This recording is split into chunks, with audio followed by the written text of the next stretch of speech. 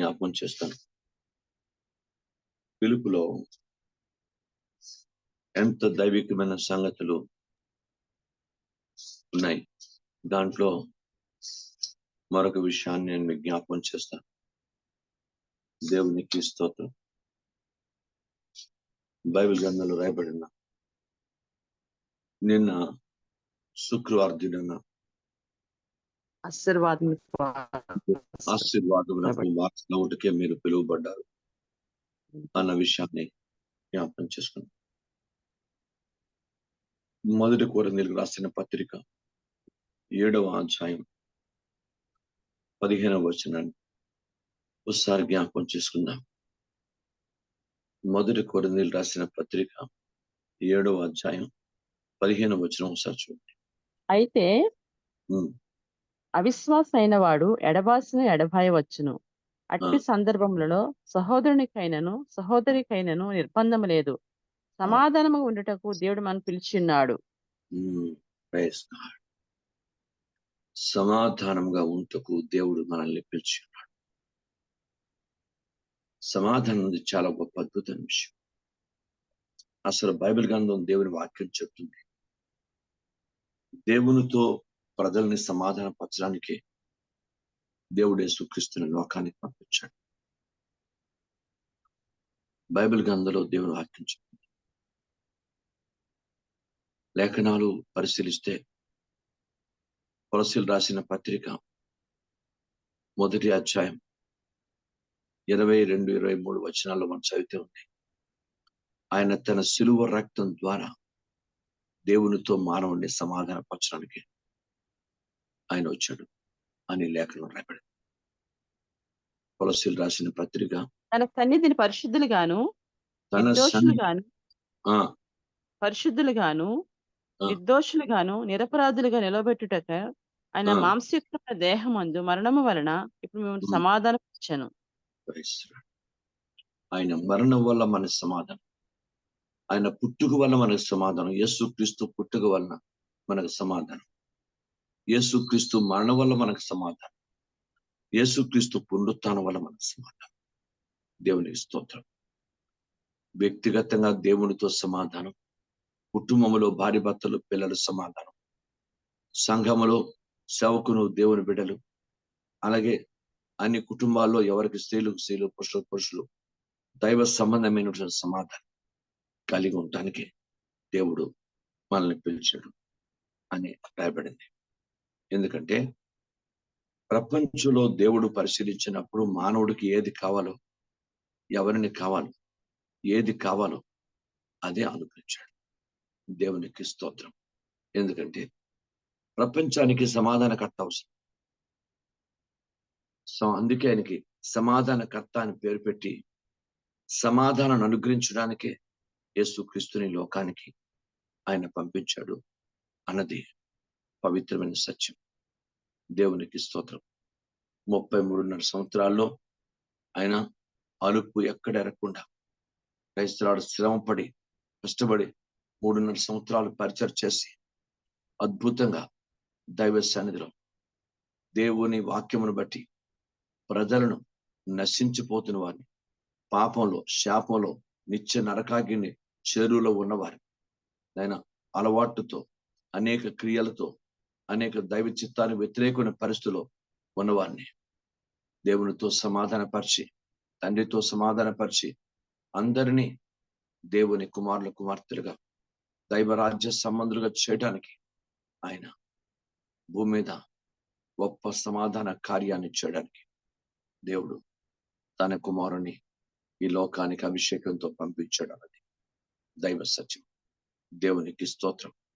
Bible గ్రంథం చెప్తుంది లేఖనాల్లో ఆయన సమాధాన మనకు కూడా ఆయన సమాధాన వాక్యాన్ని ఇచ్చాడు అని బైబిల్ గ్రంథం చెప్తుంది. గుర్తుపెట్టుకోండి. 2వ కొరింథీయులకు రాసిన పత్రిక 5వ అధ్యాయము లేఖనాలు మీకు జ్ఞాపకం చేస్తాను అంతే. 2వ కొరింథీయులకు రాసిన పత్రిక 5వ అధ్యాయము 19వ వచనం చదవండి. అదేమనగా దేవుడు వారి అపరాధములను వారి మీద మోపక క్రీస్తునందు లోకమును తనతో సమాధానపరుచుకొనుచు ఆ సమాధాన వాక్యమును మాకు అప్పగించాను. సమాధాన వాక్యాన్ని మనకిచ్చాడు కనుక బైబిల్ గ్రంథం దేవుని వాక్యం చెప్తుంది. ప్రతి ఒక్కరూ దేవునితో సమాధాన పడాలా, కుటుంబాల్లో సమాధానం ఉండాలా, సంఘములో సమాధానం ఉండాలి. ప్రభు యొక్క వాక్యానుసారమైనటువంటి సమాధానం ప్రతి కుటుంబంలో క్రీస్తు అనుకునే సమాధానం అందరి హృదయంలో ఏలుచుండగలిగిన పరిస్థితి ఉండాలి. ఎందుకంటే పాపం ఏలినా, లోకం ఏలినా, సాతాను ఏలినా, పరిస్థితులు ఏలినా మనిషి జీవితంలో చాలా భయానకమైనటువంటి పరిస్థితులు ఏర్పడుతుంటాయి. కనుక ఒక్క క్రీస్తు పరిపాలన చేసి క్రీస్తు మన హృదయాన్ని ఏలితేనే మనకు సమాధానం, శాంతి, సంతోషం, ఆరోగ్యం, క్షేమం, సమృద్ధిని యేసు ప్రభు ద్వారా మనకు లభిస్తుంది అన్నది యథార్థ వాస్తవం. కనుక దైవ వాక్యాన్ని బట్టి బైబిల్ గ్రంథం చెప్తుంది, ఆయన సమాధాన వాక్యాన్ని మనకి ఇచ్చాడు. మనం సమాధాన వాక్యాన్ని సువార్తకు పట్టుకెళ్తాం. సమాధాన వాక్యం పట్టుకెళ్ళి సమాధానాన్ని అక్కడ విత్తి దేవునికి స్తోత్రం. బైబిల్ గ్రంథంలో అక్కడ దేవుని కార్యం ప్రజల్ని ప్రభు తట్టు ఆకర్షింప చేయగలిగినటువంటి పరిస్థితి మనకు ఉండాలి. దేవునికి స్తోత్రం. బైబిల్ చెప్తుంది మనం సమాధానంతో నింబడి ఉండాలి. ఎఫెసీయులకు రాసిన పత్రిక 2వ అధ్యాయం 17-18 వచనాలు మనం చూడగలిగితే, ఎఫెసీయులకు రాసిన పత్రిక 2వ అధ్యాయము 17-18 వచనాలు ఒకసారి చూడండి. మరియు ఆయన వచ్చి దూరస్తులైన మీకును సమీపస్తులైన వారికిని సమాధాన సువార్తను ప్రకటించాను. అందరికీ సమాధాన సువార్తనే ప్రకటించాడు. దేవుని రాజ్యము సమీపించు కాలము సంపూర్ణమవుతుంది, దేవుని రాజ్యం సమీపిస్తుందని అందరికీ సమాధాన సువార్తనే ప్రకటించాడు. పాపంలో ఉండకండి, పాపంలో బతకండి, పాప జీవితం పాపం పాములో కాటేసి నీ కుటుంబాన్ని నిన్ను విషపూరితం చేస్తుంది పాపం. కనుక ఆ పాపంలో ఉండకండి అని అందరికీ హితో పలికాడు ప్రభు. హిత బోధన బోధించాడు దైవికంగా. కనుక బైబిల్ గ్రంథం చెప్తుంది ప్రతి ఒక్క కుటుంబం, ప్రతి ఒక్క జీవితం దేవునితో సమాధాన సంబంధమైనటువంటి పరిస్థితులకి వచ్చేయాలి. ఈ క్షణం వరకు ఇంకా సమాధానం లేకపోయినా, ఈ క్షణం వరకు ఎలాంటి పరిస్థితులు లేకపోయినా జీవితాల్ని అనవసరంగా వ్యర్థపరచుకోకుండా, వేరుపరచుకోకుండా, ప్రభువు నుండి దూరం కాకుండా, దైవ చిత్తమునకు వ్యతిరేకంగా ఉండకుండా దేవునితో సమాధానము కలిగి అయ్యా క్రీస్తు అనుగ్రహ సమాధానం హృదయాలు ఏల్చుండగలిగిన దైవిక అనుభవాలకు వెళ్ళి దైవ సంకల్పాన్ని నెరవేర్చే వ్యక్తులుగా ఉండాలని, అందుకే సమాధాన సువార్తనే ఆయన అందరికీ ప్రకటించినట్లు లేఖనాలు చెప్తున్నాయి. 2వ కొరింథీయులకు రాసిన పత్రికలోనే బైబిల్ 5వ అధ్యాయమే 18-20 వచనాలు ఒకసారి చదివితే అక్కడ రాయబడింది, సమస్తమును దేవుని వలనైనవి, ఆయన మనల్ని క్రీస్తు ద్వారా తనతో సమాధాన పరుచుకొని ఆ సమాధాన పరచు పరిచర్యను మాకు అనుగ్రహించను. అదేమనగా దేవుడు సమాధాన పరిచర్యను మనకిచ్చాడు. పరిచర్య కూడా సమాధాన పరిచర్య. అది మామూలు శారీరక సంబంధమైన కాదు, దైవ సంబంధంగా సమాధాన పరిచర్యను దేవుడు ఇచ్చినట్టు పరిశుద్ధ లేఖనాలు తెలియజేస్తున్నాయి. కనుక ప్రతి ఒక్కరు కూడా దేవా ఈ సమాధాన పరిచర్యలో మనం పొందగలిగిన కృప మనం పొందుకోవాలి. దేవునికి మహిమ కలుగును గాక. బైబిల్ గ్రంథం చెప్తుంది సమాధానాన్ని నది వలె ప్రవహింప చేస్తాను అన్నాడు. యెషయా గ్రంథం 66వ అధ్యాయము ఒకసారి మనం 12 వచనం చదివితే, నేను సమాధానాన్ని యెరూషలేమునకు నది వలె ప్రవహింపచేస్తున్నాడు. యెహోవా ఎలాగూ సెలవిస్తున్నాడు, ఆలకించుడి, నది వలె సమాధానమును ఆమె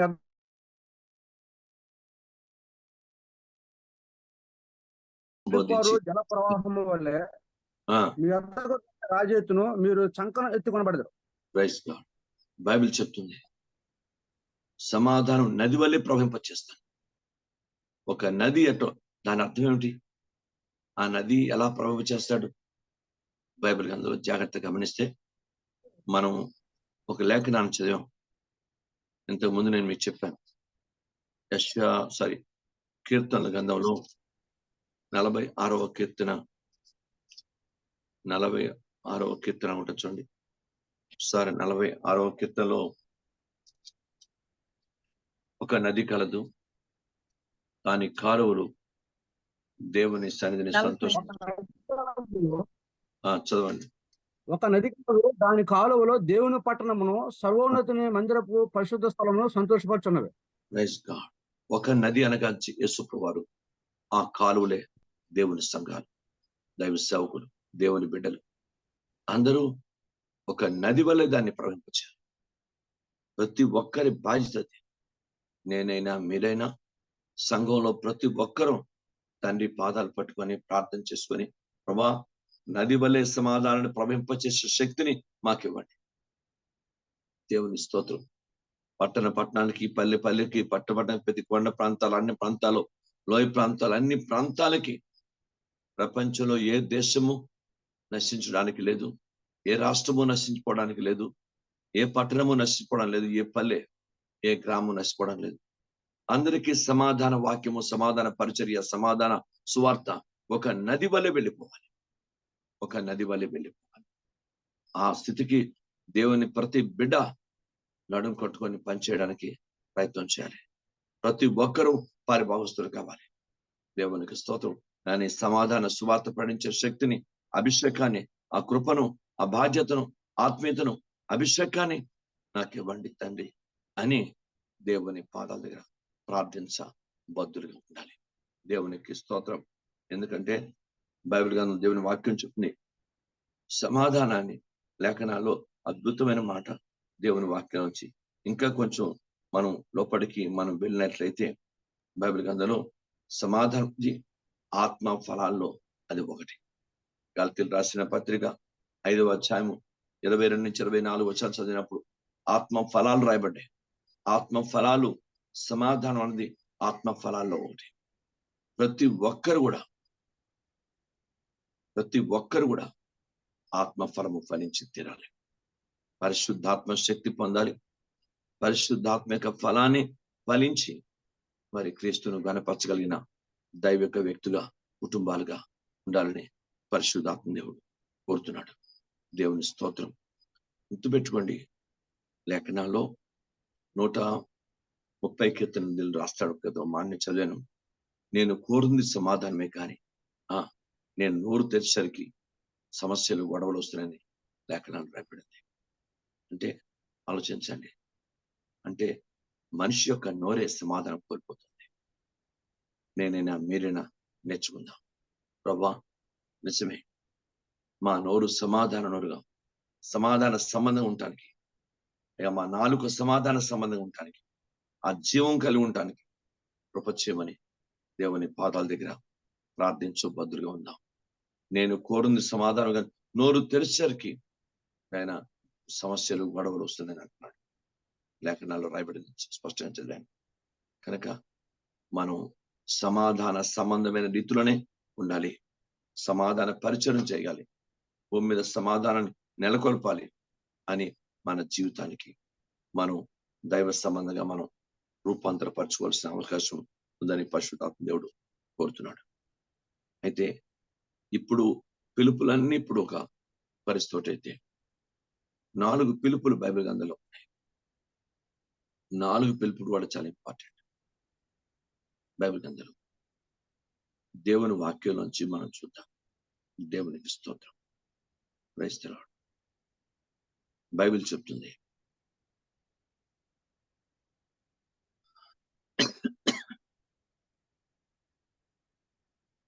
హెబ్రీయులకు రాసిన పత్రిక 3వ అధ్యాయం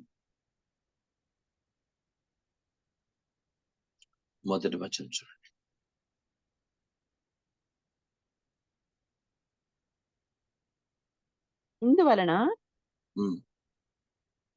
ఇందువలన పరలోక సంబంధమైన పిలుపులో పాలు పొందిన పరిశుద్ధ సహోదరులారా, మనం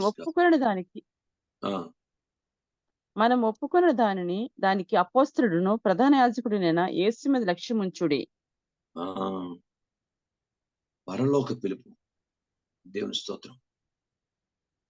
ఆ పరలోక పిలుపు మనిషి జీవితంలో, క్రైస్తవ జీవితంలో, దేవుని బిడ్డల జీవితంలో వచ్చినంత వరకు కూడా దేవుడు మనకిచ్చిన ఈ పిలుపులన్నిట్లోనూ దైవ దృష్టికి యోగ్యంగా, నమ్మకంగా, సమాధానంగా, ప్రేమగా, వాక్యానుసారంగా ఉండి తీరాలి.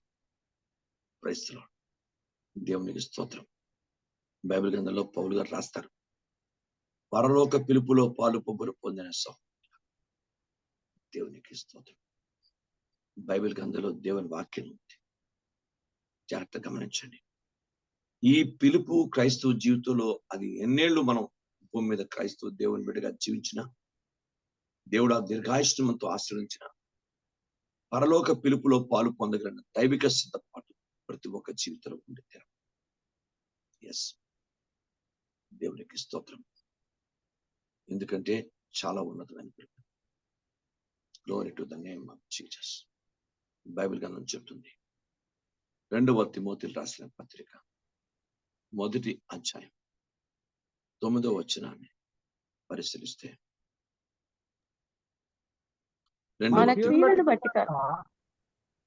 మన క్రియలను బట్టి కాక తన స్వకీయ సంకల్పం బట్టి అనాది కాలంలోనే క్రీస్తు యేసునందు మనకు అనుగ్రహింపనిది క్రీస్తు యేసును మన రక్షకుని ప్రత్యక్షత వలన బయలుపరచబడి నదియునైనా తన కృపను బట్టి మనం రక్షించి పరిశుద్ధమైన పిలుపుతో ఆయన మనం పిలిచెను. ఆ క్రీస్తు యేసు మరణమును నిరర్ధకము చేసి జీవమును అక్షయతను సువార్తను తెచ్చెను. పరిశుద్ధమైన పిలుపుతో మనం పిలిచాడు. The call of holiness.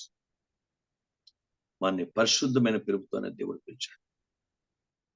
కనుక పరిశుద్ధుడు ఉండటానికే పిలిచాడు, పరిశుద్ధంగా జీవించడానికి పిలిచాడు, పరిశుద్ధమైన పరిచయం చేయడానికి పిలిచాడు. పరిశుద్ధమైనటువంటి రీతిలో అనేక మన జీవితంలో, మన కుటుంబంలో, సంఘంలో, సమాజంలో కూడా పరిశుద్ధ దేవుని మహింపరచడానికి పిలిచాడు. పరిశుద్ధ రాజ్యాన్ని కట్టడానికి పిలిచాడు, పరిశుద్ధ మందిరాన్ని కట్టడానికి పిలిచాడు, పరిశుద్ధమైన మార్గంలో ఉండటానికి పిలిచాడు, పరిశుద్ధమైనటువంటి క్రియల్లో ఉండటానికి పిలిచాడు, పరిశుద్ధతను భూమి మీద నెలకొల్పడానికి పిలిచాడు, పరిశుద్ధతను భూమి మీద ప్రకటించడానికే పిలిచాడు. పరిశుద్ధత కలిగి అన్నిటికీ ముఖ్యమైనది, సాధనమైనది పరిశుద్ధం. కనుక పరిశుద్ధంగా ఉండాలి, పరిశుద్ధంగా జీవించాలి, పరిశుద్ధంగా ప్రకటించాలి, పరిశుద్ధంగా దేవుని రాజ్యాన్ని స్థాపించాలి. దేవునికి స్తోత్రం. అందుకే దేవుడు తన కుమారుని ద్వారా పరిశుద్ధమైన పిలుపునే మనకు ఇచ్చాడు. దేవునికి స్తోత్రం. ఫిలిప్పీయులకు రాసిన పత్రిక 3వ అధ్యాయం 14వ వచనం చూడండి. క్రీస్తునందు దేవుని ఉన్నతమైన పిలుపునకు కలిగి బహుమానమును పొందవలనని గురియొద్దకే పరిగెత్తుచున్నాను. ఉన్నతమైన పిలుపు బైబిల్ గ్రంథం చెప్తుంది, హై కాల్, ఉన్నతమైన పిలుపు. క్రీస్తుని యేసునందున ఉన్నతమైన బహుమానం పొందడానికి దేవుడు ఉన్నతమైన పిలుపు తగిన బహుమానం పొందడానికి ప్రైజ్ ది లార్డ్. ఏదో బహుమానం కాదు, ఉన్నతమైన పిలుపును కావాల్సిన బహుమానం పొందడానికి. ఆ పరుగును మామూలు పరుగు కాదు, చాలా గట్టిగా పరిగెత్తాలి. పరిగెత్తడానికి 4 దైవికమైన విషయాలు మనం నేర్చుకున్నాం. ఒకటోది కృపాబలము, వాక్య బలము, మన బైబిల్ నుండి పరిశుద్ధాత్మ బలము, ప్రార్థనా బలం. ఇలా దైవిక సంబంధమైన బలంతోనే మనం ఓపికతోనే పరిగెత్తాలి అన్న సంగతిని దేవుని వాక్యంలో నేర్చుకున్నాం. కనుక బైబిల్ చెప్తుంది, మనం మామూలు పరిస్థితి కాదు, మనకు దేవుడు ఇచ్చిన దైవిక పిలుపు చాలా అద్భుతమైనది, చాలా అద్భుతమైనది. దేవునికి స్తోత్రం. కనుక లేఖనాల్లో ఒకటోది ఆయన పరలోక సంబంధమైన పిలుపును పిలిచే వరకు మనం మన జీవితాన్ని జాగ్రత్తగా ఈ దేవుడిచ్చిన పిలుపులన్నింటిలో మనం నమ్మకం ఉండాలి. రెండోది పరిశుద్ధమైన పిలుపుతోనే దేవుడు మనం పిలిచాడు, పరిశుద్ధంగా ఉండటానికి, పరిశుద్ధం జీవించడానికి, పరిశుద్ధ రాజ్యాన్ని ప్రపంచంలో స్థాపించడానికి. మూడవది దేవుని ఉన్నతమైన బహుమానం పొందడానికి, ఉన్నతమైన పిలుపు తగిన పొందడానికి. ఆ పిలుపు ఉన్నతమైనది కనుక మనకు తగిన బహుమానం పొందడానికి కావలసిన దైవిక పరుగును పరిగెత్తి తీరాలి. దేవునికి స్తోత్రం. ఈ పరుగులో ఎన్నోసార్లు మనకి సమస్యలు, బాధలు, పడిపోతుంటాం, లేస్తుంటాం. Praise the Lord. ఇవన్నీ జరుగుతూ ఉంటాయి. ఇవన్నిటినీ అధిగమించి మన గురి యొద్దకే పరిగెత్తగలిగిన దైవిక పరుగు ప్రతి ఒక్కరికి ఉండాలి. మన గురిని మనం మర్చిపోయే పరిస్థితిని ఎవరికి ఆ మతి మరుపు రాకూడదు, ఆత్మీయంగా మరుపు రాకూడదు. అంటే గురి ప్రక్కన పెట్టి మనం పరిగెత్తిన ప్రయోజనం లేదు. దేని కొరకు పరిగెడుతున్నామో అర్థం లేని పరుగు పరిగెత్తకూడదు. మనం పరిగెత్తే పరుగులో దైవ దృష్టికి యోగ్యమైన స్థితిలోనే ప్రభువుకు అనుకూలంగానే ఆయన పిలుపు తగిన ఉన్నతమైన పిలుపు తగిన బహుమానం పొందడానికి పరుగును పరిగెత్తాలి అన్నది భక్తుడైన పౌలు గారు చాలా స్పష్టంగా ఫిలిప్పీ సంఘానికి రాస్తూ చెప్తున్నాడు ఈ మాట. కనుక నాకు మీకు చాలా మన అందరి జీవితాలకి అవసరం. బహుగా మంచిగా పరిగెత్తాలి, దైవికంగా పరిగెత్తాలి, బలంగా పరిగెత్తాలి. ఉన్నతమైన పిలుపుకు అవసరం తగిన బహుమానం పొందినంతగా మనం పరిగెత్తాలి అన్నది వాస్తవం. దేవునికి స్తోత్రం. ఆ రీతిలో ఉండాలి. బైబిల్ గ్రంథంలో రోమిల్ రాసిన పత్రికలోనే 11వ అధ్యాయంలోనే 29వ వచనాన్ని మీకు ఎప్పుడు చిరపరిచితమైనటువంటి వాక్యం అది. నేను ఎక్కువ వాక్యాన్ని ఏలయనగా దేవుడు తన కృపావరముల విషయంలోను పిలుపు విషయంలోను పశ్చాత్తాపడాడు. 11 చూడు. ఎందుకంటే అన్చేంజబుల్ కాదు, దాని విషయంలో ఎక్కడ పశ్చాత్తాపం. దేవుని స్తోత్రం. అది మార్పు లేని గొప్ప దైవిక పిలుపు. తన పిలుపులో తాను ఎప్పుడు పశ్చాత్తాపం. ఎవరైనా పిలిచాడంటే ఆ పిలిచిన వ్యక్తిని మహింపరిచినంత వరకు కూడా విడిచిపెట్టాడు. దేవుని స్తోత్రం. కానీ తనకు తానుగా వేరుపడిన ఏ రాజ్యం వర్తిరదు. కనుక చాలా మంది ప్రపంచంలోనే ఆ పిలుపుకు తగినట్టు కాకుండా ఆ పిలుపు విరుద్ధంగా ఎంతో మంది రాజులు, రాజ్యాలు, ప్రపంచంలో యూదా రాజులు, ఇస్రాయేల్ రాజులు, రాజ్యాలు నాశనమైపోయిన పరిస్థితులు ప్రపంచంలో ఈ బైబిల్లో అనేక సంగతులు రాయబడ్డాయి. జాగ్రత్తగా గమనించాలి. దేవుని ప్రజలు దేవుని పాదాల దగ్గర తండ్రి ఆయన వాక్యానుసారంగా పిలుపు విషయంలో పశ్చాత్తాపడ్డాడు. నేను పిలిచాడంటే నేను పిలిచి మహిమపరిచినంత వరకు రోమా మీకు 8:29లో నేను చెప్పాను. 8:29లో మీకు మాటని చెప్పాను. ఎందుకంటే ఆయన ఎవరిని నిర్ణయించాడో వారిని పిలిచాడు, ఎవరిని పిలిచాడో వారిని నీతిమంతులు చేశాడు, ఎవరిని నీతిమంతులు చేశాడో వారిని మహిమపరిచాడు. మహిమపరిచినంత వరకు కూడా యోసేపు జీవితాన్ని కూడా ఆయన దర్శనము లేక కళ నెరవేర్చబడినంత వరకు ఆయనతో ఉండి అద్భుతంగా యోసేపును జీవించిన దేవుడే, జీవింపచేసిన దేవుడే నాకు మీకు దేవుడు. మనందరికీ ప్రభు ఖచ్చితంగా నిన్ను నన్ను విడిచిపెట్టు. కానీ పిలుపుకు తగినట్టుగా మనం ఉండాలి అని నిన్న సాయంకాలమే నేను దేవుని మందిరంలో దేవుని వాక్యంలోంచి కొన్ని విషయాలు నేర్చుకున్నాను. ఆయన పిలుపుకు తగినట్టుగానే ఎఫెసీయులకు రాసిన పత్రికలో మనం మొదటి 3 వచనాలు, 4వ అధ్యాయం మొదటి 3 వచనాల్లో మనం చూసాం. పిలుపుకు తగినట్టుగానే సంపూర్ణ వినయముతో మనం ఉండాలి. ఆ సంపూర్ణ వినయంతోనే మనం ఉండాలి. మెలకు కలిగి దాని గురించి ప్రార్థన చేయాలని లేఖనాల్లో భక్తుడైన పౌలు ఎఫెసీయులకు రాసిన పత్రికలో రాస్తున్న మాటలు నిన్న జ్ఞాపకం చేసుకున్నట్టు మనం చూసాం. తండ్రి దయచేసి ఏ పరిస్థితుల్లో కూడా మేము మామూలుగా ఉండటానికి మీరు అనుకరించిన పిలుపుకు తగినట్టుగా మేము దైవ దృష్టి యోగ్యంగా మేము ప్రవర్తించాలి, జీవించాలి, ఉండాలి అన్న సంగతిని జ్ఞాపకం చేసుకుంటాం. దేవునికి స్తోత్రం. బైబిల్ గ్రంథం చెప్తుంది, ముందు మన పిలుపులన్నీ కూడా ఒక్కసారి మీరు రిపీట్ చేస్తే, ఒకసారి పిలుపులన్నీ ఒకసారి రిపీట్ చేయండి. ఒకటోది శుద్ధులుగా ఉండటకు పిలువబడ్డాం. అమ్మా, పరిశుద్ధులుగా ఉండటకు పిలువబడ్డాము. పరిశుద్ధులుగా ఉండటానికి పిలువబడ్డాం. రెండవది స్వతంత్రులుగా ఉండటానికి పిలువబడ్డాం. కుమారునితో సహవాసం చేయడానికి పిలువబడ్డాం. దేవుని కుమారునితో సహవాసం చేయడానికి పిలువబడ్డాం. నాలుగవది శరీరంగా ఉండటానికి పిలువబడ్డాం. శరీరంగా ఉండటానికి మనం పిలువబడ్డాం.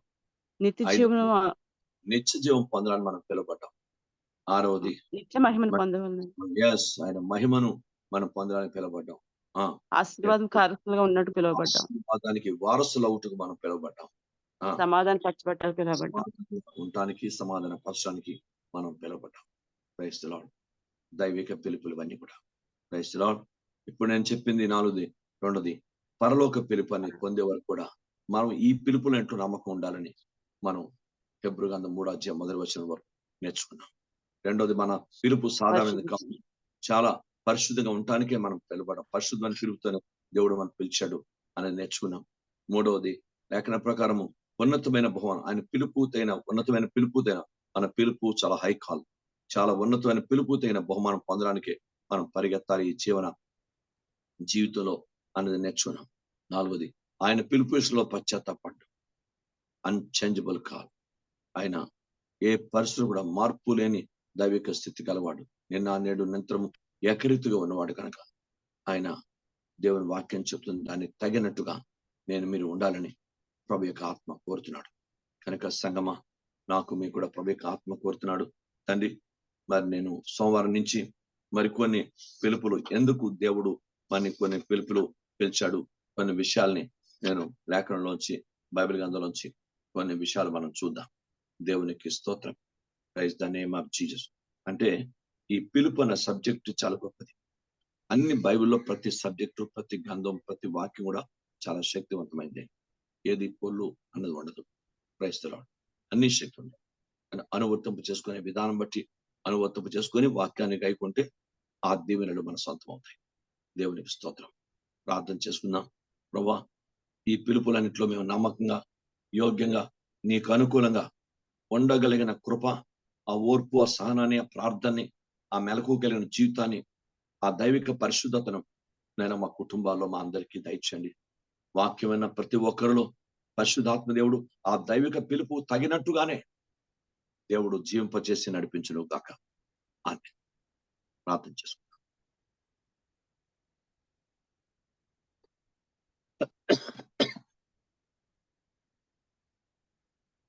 ప్రభు ఆత్మతో ప్రేరేపించబడి చిన్న ప్రార్థన చేయండి. ఎంతమంది జూమ్లో ఉన్నారో ఒకరు ప్రార్థించండి.